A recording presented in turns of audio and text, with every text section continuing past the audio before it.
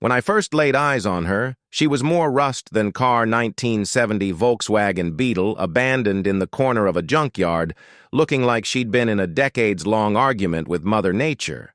Her once bright blue paint was now a patchwork of rust, dents, and bird art. But somehow she called to me.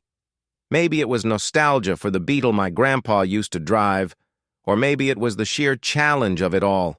Either way, I bought her for the price of a decent steak dinner and promptly named her Betsy. Little did I know restoring Betsy would become a roller coaster of hilarity, frustration, and triumph. Getting Betsy onto the trailer was like coaxing a stubborn mule. The wheels were so seized up, they made medieval torture devices look user-friendly.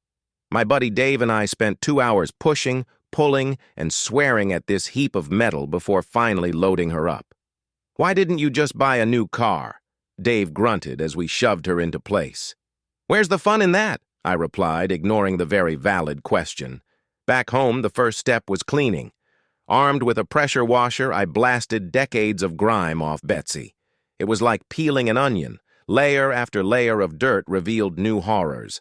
A mouse nest in the glove compartment, a family of spiders under the hood, and a smell I can only describe as eau de regret.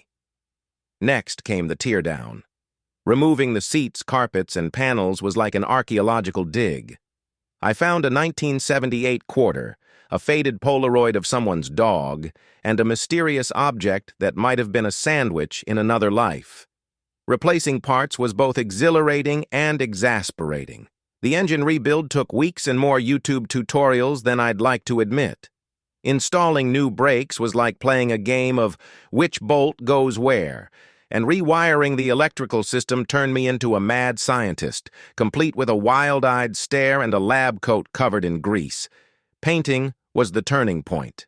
After hours of sanding, priming, and spraying, Betsy's new coat of bright blue gleamed like the ocean on a sunny day. Seeing her transformation gave me a second wind. She was finally starting to look like a car instead of a tetanus hazard. The day I turned the key and Betsy roared, sputtered, to life was nothing short of magical.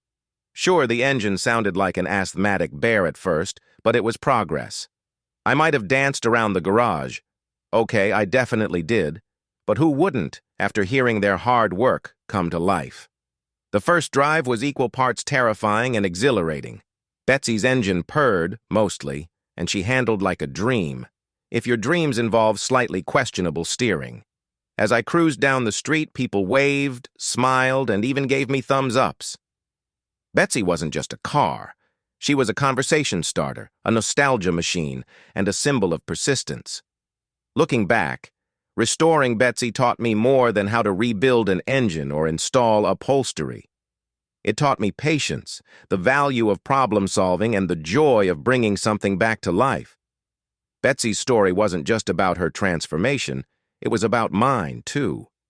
So, if you ever find yourself staring at a rust bucket and wondering, could I really bring this back to life?